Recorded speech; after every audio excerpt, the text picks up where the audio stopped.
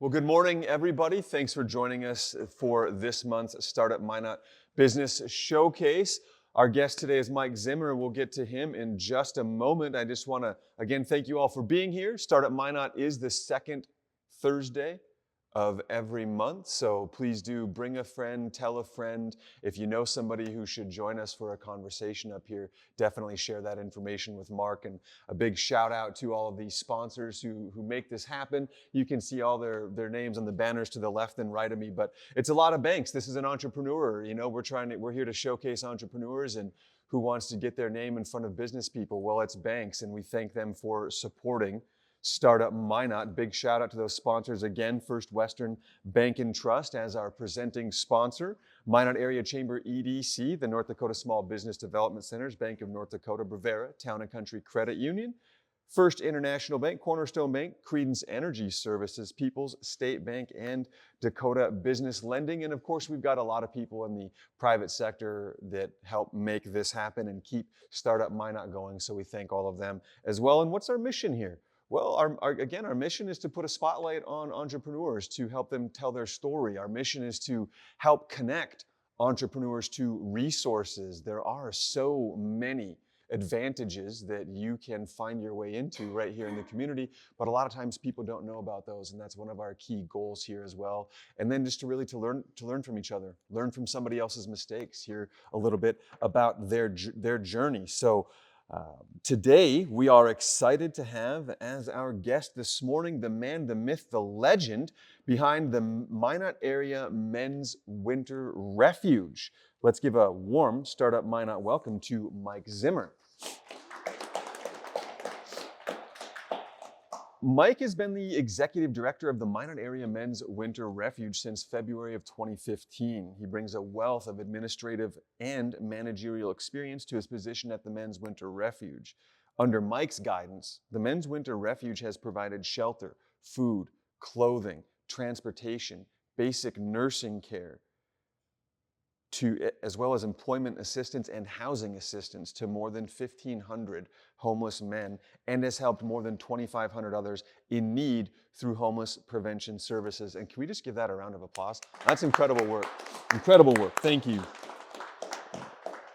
Mike is a member of the Minot Alliance of Nonprofits and the Alliance to End Homelessness. He is also a past board member of both the Minot Area Homeless Coalition and the Lord's Cupboard Food Pantry. A native of Glendive, Montana, Mike has resided in Minot since April 2014. Prior to coming to the Men's Winter Refuge, Mike had a 25-year career in the newspaper industry as a sports editor and sports writer.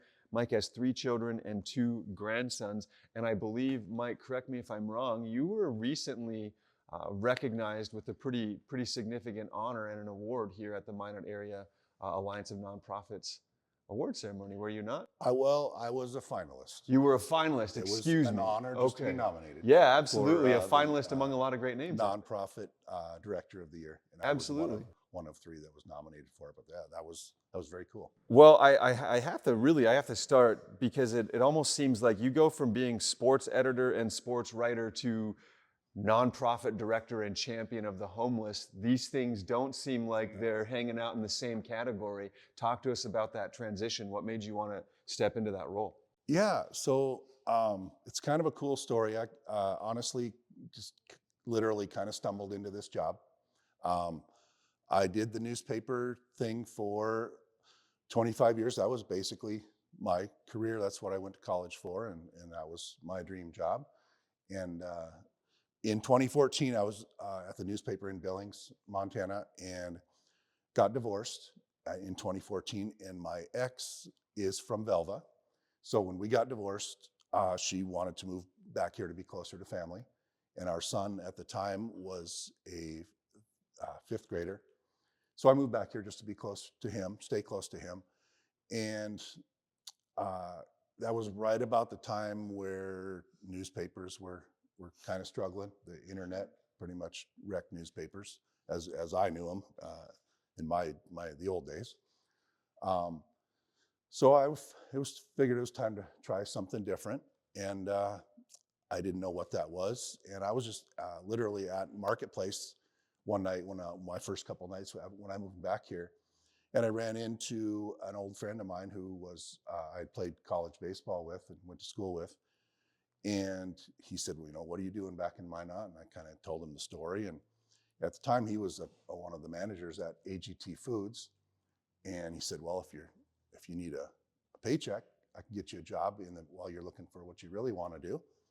And so I worked at AGT for 9 months. And one night, I'm sitting in the break room at AGT Foods, reading the paper. And there was a little tiny ad in the Minot Daily, classified ad. And it literally was like 3 or 4 lines. And it said, basically, local nonprofit seeking a director with writing experience. That's all it said. Didn't say it was a homeless shelter. Didn't say what the writing experience was for.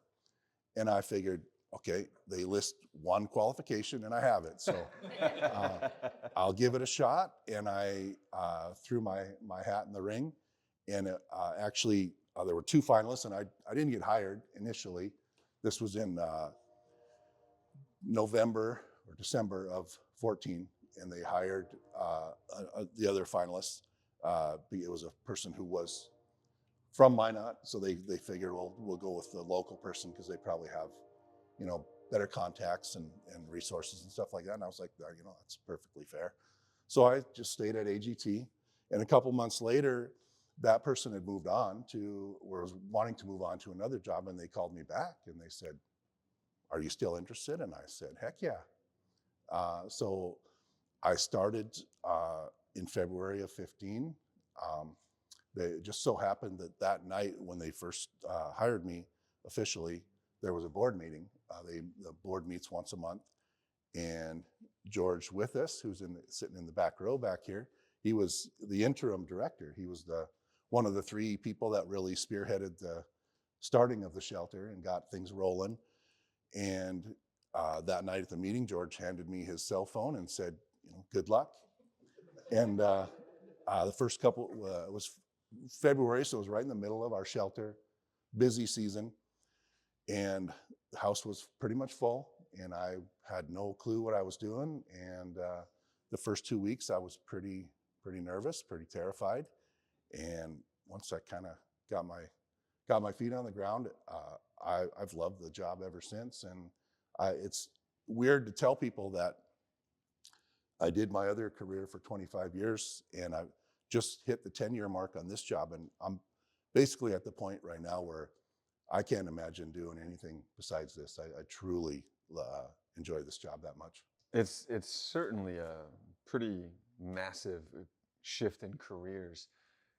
And that leads nicely into my next question. I would be curious, especially considering you had never managed or operated not only a nonprofit, let alone a homeless shelter, Mm-hmm. where this really impacts people's lives, particularly taking over in February. What do you know now that you really wish you would have known then, right at the start? What are some of those really key things I think probably just that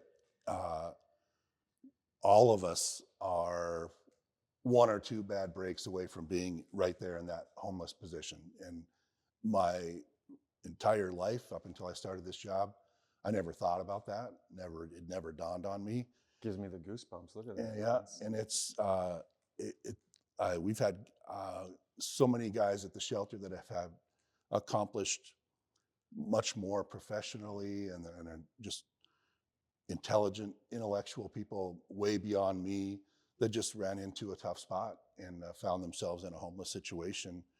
And kind of what I know now that I didn't know that in those first couple of weeks is most of the guys that find themselves in a homeless situation they just need a temporary boost, and they're good to go. It's not like the stereotypes about guys that are homeless and they're homeless for 20 years or whatever. They're chronic homeless. There's not a lot of those guys around here, at least in my experience. It's guys that run into a tough spot and just need a temporary helping hand, and they're good to go. And it's just a lot of fun. For the best part of the job for me is it's just fun to help guys and to talk to guys when they first come into the shelter, like those first couple nights, and kind of getting to know them and getting to hear kind of what they want to do, what their goals are, when they leave the shelter, and seeing them all the way through that process of basically coming in with, a lot of times they come in with just what they're wearing and don't have a job, and kind of talking to them about where they want to be when they leave here, and seeing them do 100% of that whole process. How many times you've seen that? I've seen that so many times. We've had, literally, it happens dozens of times every winter. Is that what keeps you going through Yeah, this? yeah, absolutely. In fact, we have 7 guys staying at the shelter right now, and of those 7, 4 of them are currently looking at apartments and kind of getting ready to take that next step, and the other 3 are on a track where they'll get there probably by April, and it's just so fun to see guys. Some of my best days are days when I help guys move into an apartment. Well, I'm a little old to be lifting dressers and mattresses and stuff like that, but it's still fun to be there and kind of supervise. And the younger guys point out some things. Yeah. I think the couch would look good right over there. Yeah, it's fun. And for me, some of my best moments are if I'm out running errands or at the grocery store or whatever, and I run into one of our former guys, and he'll come up to me and catch me up on what he's been up to and let me know, if he's where he's staying and where he's working and all that stuff. And those are great feelings. Look, I think that's really relatable. Once in a while, I'll see one of my old teachers out there at the grocery stores, and man, was I a shit-ass student.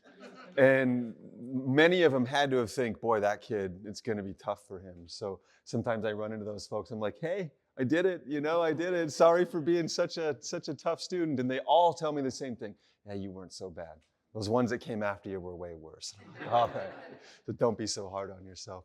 You mentioned you had the one qualification they were looking for, which was writing. Yes. How did that play into your role as a leader of the Men's Winter Refuge? Yeah, writing grants is kind of one of the main parts of the job. You got to write grants and get grants to keep the place open.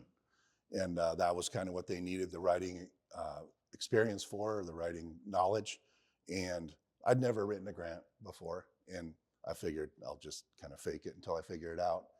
And you kind of learn as you go. Most grant applications I've learned are very similar. They're all, they want your financials. They want to know what you're going to do with the money if you get it. But mostly they want to know your story. They want to know about your shelter, how you help people. They want to know some examples of some of your success stories. And that's where my writing experiences really come into play, because as a sports writer, basically my entire career was going to a game or going to talk to a coach or whatever and making a story out of it. So I can totally translate that to writing grants and telling people our story, and just kind of letting funders know how much passion I have for the job and how I really like helping guys. So that really leads into the business side of things. I'm curious, are you the only employee of the Men's Winter Refuge? I am. So singularly employed, clearly a lot of volunteer help and everything too. Right. But eventually this is a business. You do have to keep the books, above ground. Is it just the grant making process? Like, how difficult is it to run the business side of things? And well, I'm very fortunate. One of our last remaining original board member is Kara Vetter. Kara Haugenos is her maiden name. She does the books. She's the controller for Minot Automotive, and she does the books for them. And so having her as our treasurer and accountant is just a godsend. I mean, if I had to do our books, it wouldn't be pretty. I'll be honest. Math is not my thing. So that's truly a blessing to have that. And so having Kara taking care of all that, I can just kind of manage the day-to-day, scheduling, planning out the day for myself and for the guys, and focusing on writing the grants and all that stuff. So it's the business part of it for me personally is mostly just the physical writing of the grants, and then keeping track of all the receipts and stuff, and getting everything to Kara so she can do her thing. Drilling down a little bit on that day-to-day, what does the day-to-day look like when you're running a men's winter refuge, not only in the winter during your peak hours or your peak season, but what do you do in the summer? Right. So in the shelter, for folks that don't know, we're in a house it's out on 43rd Street Southeast. It's the house that was formerly the domestic violence shelter, and we were able to move in there when they built their new place. And so the house is open as a shelter from November through April, so 6 months a year, the winter months, most of the winter months in North Dakota. And during the shelter season, the day-to-day is basically the guys come in the evening between 4 and 6, depending on work schedules. It's keep it flexible. And we have a hot meal every night for the guys. They get a shower, wash some clothes if they need to, and just kind of hang out and watch some TV or whatever, and then get a good night's sleep. And then in the morning, they head out the door to go to work, or wherever they're going for the day. And then during the daytime is when I handle cleaning and keep the place clean, and do whatever meetings I have going on, and running errands and dealing with donations and stuff like that. And then in the evening, every night, it all starts over, and that's kind of the daily routine. And when I first started the job, the first couple of years, the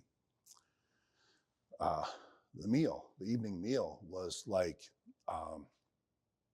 my number one source of stress. Like every night, it was like, it'd get to be 1 o'clock, 2, 3 in the afternoon. I'm like, oh dang, what am I gonna feed these guys tonight? And now, in the last 4 or 5 years, we have a program called the Meal Train, where it's a website, mealtrain.com, where folks just sign up for what night they want to bring a meal, and pretty much every night is covered. The volunteer help we get is remarkable. People love signing up for our Meal Train and bringing home cooked meals every night. And so that has really changed my day-to-day to where I don't have to focus on that, and I can basically just pull out my phone, look it up, and say who's bringing the meal tonight and what time do they want to drop it off. So to be clear, you were also, in addition to being the grant writer and the day-to-day operator and everything else, you were also a cook for a few years. Yes, and that is Put that on the resume. that's just as terrifying as you can imagine. I'm basically The Meal Train sounds phenomenal, though. Can I ask, were you part of initiating that program, No, or was well, that something that happened? No, it was. We had a lady who was doing some marketing for us for a while, and it was kind of her.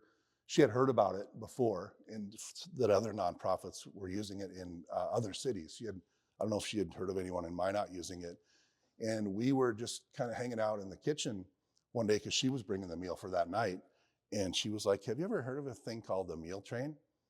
And I was like, "No, but it sounds pretty awesome. Tell me about it." And she said, "Well, I have an idea that this might be able to work here." And we got it started. In that first year when we got us going, there was probably immediately at least half or more of the nights were covered. And now the last few years, it's been basically every night, and it's literally changed my job. Yeah, that's phenomenal. Yeah, I had actually never heard of that, and so what a impact that must make. Yeah, I feel in the nonprofit sector is somewhat competitive. You have a lot of nonprofits that are competing for not only the same grants on a federal or state level, you're competing for local dollars, you're competing for donations. It's I think sometimes folks might underestimate how difficult that might be, and executive director after executive director, or even the volunteers, you're going to these businesses, you're looking for donations, you're looking for help. I've found myself wondering, donating to help homeless men doesn't necessarily hold the same appeal to the public as donating to, say, a cat whose hind legs don't work. it's true. It's very true. How do you reconcile that? How do you battle that? This really does seem, on the surface like one of the most unappealing nonprofit donations a person could make. That's got to be difficult. Yeah, it's not the easiest cause to raise funds for. There's a lot of folks out there that just kind of have the stereotype, or the stigma, where they're like, well, what do they need a shelter for? Just get a job. Yeah. It doesn't work that way. It's not that easy. So it takes a little extra work, and we've been very fortunate to have the two main foundations in town, the Inspiritus, which was formerly the St. Joseph's Foundation, and the Minot Area Community Foundation, have both been very good to us and kind of helped us go on. And it's been a little bit of a challenge in the past year, an additional challenge, because there was one of our main funders that we've had basically since we started is the Otto Bremer Foundation, Otto Bremer Trust, and they're based in Minnesota. And they've kind of been our lifeline, or one of our lifelines for sure, since we started.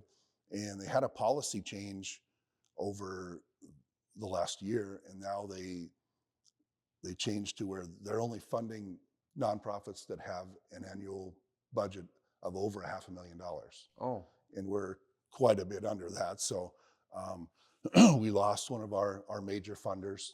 And one of the things that's really helped us kind of get through it and keep going and keep thriving is the Inspiritus Foundation. They run a fundraising campaign every year on the last 6 weeks of the calendar year called Twice Blessed, where they put you at a match level, and you get your donations, and then they match up to a certain amount.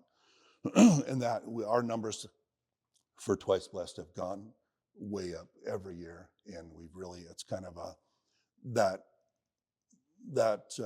campaign really seems to be a sweet spot for wheelhouse kind of for our donors. They love that. They love Twice Blessed. So that's been huge for us. And we've just been very fortunate over the years, in a lot of churches support us, and just a lot of individuals. We're basically sustained by grants that we get, and just individual and business donations. And it's been, as you mentioned, not always easy to raise money for a men's homeless shelter, but Minot's an incredibly generous community, and we've never been at a point where we're struggling to the point where we can't do this anymore. We've been just very blessed. It's great news, and it sounds like the community's been really helpful. So I'll ask, as we'll wind it up here, we'll wind it down here and see if anybody from the audience has a question. But I'll have to ask before that, how can we help you? How can the community help you? How can those of us here in the audience today help you and the Men's Winter Refuge?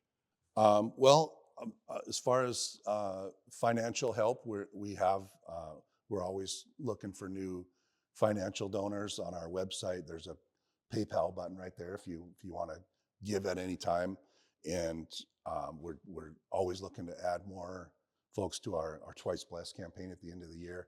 And as far as volunteers, the two main types of volunteers we have right now are the meal train. You can just go to mealtrain.com and look up Men's Winter Refuge. Takes 30 seconds to create a free account, and then you just sign up for what night you want to bring a meal. And overnight volunteers. We have some volunteers that will come in and do overnight shifts and just kind of be there in case any of the guys need anything. And it's kind of nice for the guys to see another face. They see a lot of me. So it's kind of like a homeroom teacher, substitute teacher situation. They're probably guys are going to be a little more relaxed and more willing to open up when there's someone else there, instead of, oh, there's Mike, he's always there. Why is he always there? Old reliable. Yeah. And the overnight shift is, and I tell people this all the time, folks are always like, well, they're a little hesitant or a little nervous about, what's it like? And I try to explain to them that it's very, very chill, very laid back. And they said, well, what do you mean? And a question I always ask is, well, have you ever sat and watched Netflix for 10 hours in a row? And they're like, yeah, or close to 10. And I'm like, that's pretty much what it is. It's very, the guys who stay at the residents at the shelter are typically in bed by 9:30 or 10, and they get a good night's sleep. And so after that, it's a very quiet place. And if you're doing an overnight shift, at that point, you pretty much have the place to yourself to just watch a movie or read a book. Or we have lots of teachers and students that bring their homework. And we have teachers that bring a stack of papers to grade. So it's very chill. It's not, I mean, the hours are not ideal. It's roughly like 7 p.m. to 5 a.m. So that clearly doesn't fit into everybody's schedule. But for folks that You have to stay awake for all that? no, you do not. Okay. You're allowed to doze off if you need to. I mean, that'd be pretty tough for a lot of us, I think. Oh yeah, absolutely. It's not the hours are not ideal, but we get a lot of Air Force men and women that have overnight jobs in the Air Force, so it fits right into their sleep schedule. So they can come and knock out some volunteer hours. So right on. Yeah, All those are the as far as volunteers, those are kind of the two main ways folks can help. Okay, now we know that. Folks, any questions from those of you in the audience here? Mark in the back. Minot Alliance of Nonprofits, you're very involved with that. Can you talk about how that supports and how you've supported other startup nonprofits? We've seen a lot of good nonprofits that are fairly new in the last 10 years like yourself. How does that group continue to support startup nonprofits? Yeah, I would So say, just real quick, sorry. Yeah. The question was related to the Minot area, Minot Alliance of Nonprofits, and Mike's involvement with that. the Alliance, for me personally, has been a great help. I was completely new to the nonprofit world when I started this job, and didn't really know about the Alliance right away when I first started. But once I heard about them and was invited to join, it's just a great, very supportive organization. The folks that are, the officers that are kind of in charge are experienced nonprofit folks in Minot, and the meetings are very informative. There's usually a couple of it's not just like a meeting where you just show up and everybody talks about whatever fundraisers they have coming up. They have topics and questions that discussion topics that they'll talk about, and you go around the room and everybody kind of gives their answer and their input. And it's to me, I found it very educational, and they're very supportive of new nonprofits. Anytime a new nonprofit starts up, they immediately get an invitation from the Alliance, and to ask them to come and check it out. And it's a very welcoming and educational group that I'm definitely guilty of. In this time of year, I don't make it to a lot of their meetings because I'll be honest, they meet at noon, and a lot of days that's nap time for me while I'm kind of gearing up for the next evening at the shelter. But I try to make as many meetings as I can in our off months when the shelter's not open, and always very just informative and educational time. So you mentioned the off months. Yes. Between May and October, what is your primary role shift to?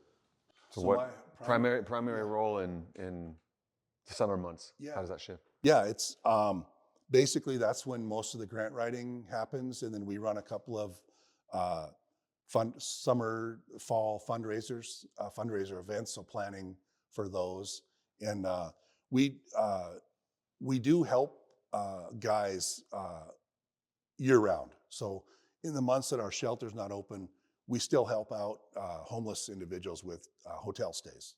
So we are technically a 12-month shelter. We just use the house for 6 months a year, basically.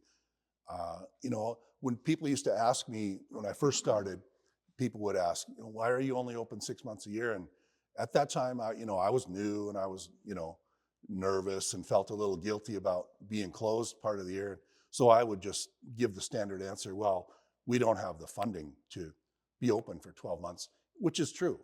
And then, so now that I've kind of been doing it for 10 years and I'm a little less nervous about stuff, I'm like, Also, it's also because to give me a little break, I don't get a day off for 6 months, basically, when we're open. I'm there anywhere from 12 to 18 hours a day, every day for those 6 months. So, and I can do that for 6 months. To do that for a full year, I would have way less hair than I have already. And so it's good to have those off months, just for not only for a mental break, but just time to focus on the financial part of it, the grant writing and fundraisers and stuff like that. I got more of a statement than anything you can reply back, but I've known Mike for a little while. But one thing that I want to encourage everybody to do is to get Mike's number, to have it available, because we all, I think, have crossed paths with somebody that appears homeless, obviously.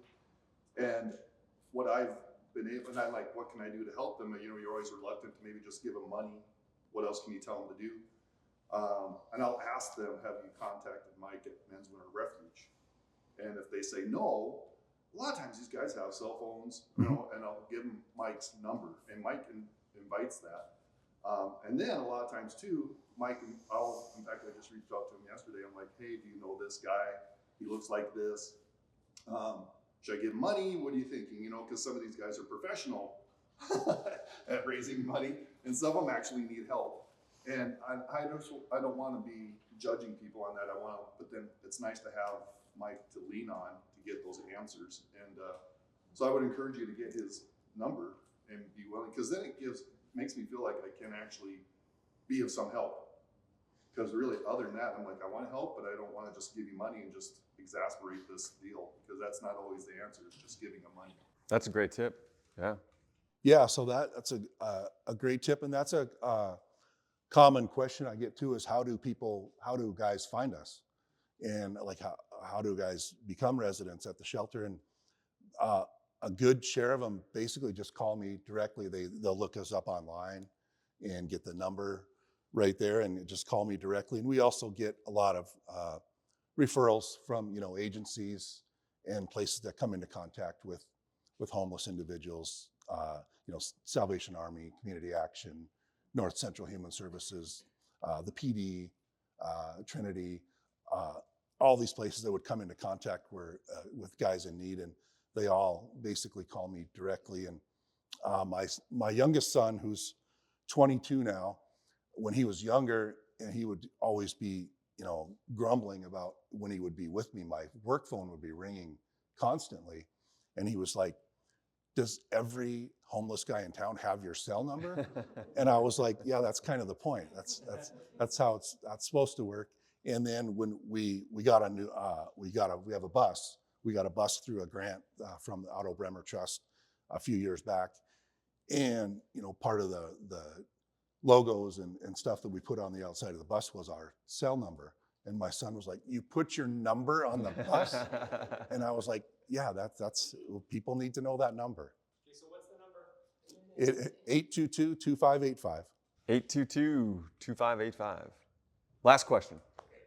This is more of a comment. Sure. Okay, I've known Mike for a long time. Helped hire him and get him started. And Mike does a lot more than what he mentioned here today. There's a vetting process for the people that come into the shelter. He coordinates daily with the Minot Police Department. He coordinates daily with people in the community to help with maintenance on the building, getting the yard cut, the neighbors, the things that he has to deal with those types of things. So when he says, that those were what he mentioned, that's not half of what Mike puts up on a daily basis. And yes, in the summer months, he does need to shut down for a little while just so he can get his sense of calm back. It sounds like Mike is earning his summer vacation. Right, and Mike has been a godsend for the Men's Winter Refuge since he came on board. And I've got nothing but praise for Mike. He has to deal with a number of different types of boards, not only his own board that he has to deal with and that he has to answer to. And so I praise Mike for the work that he's done in the community and how he's managed the shelter and gotten that to where it is today. And that's why people like to get on the meal train and kind of help it out. The churches in the community have been a big help for the men's winter refuge too.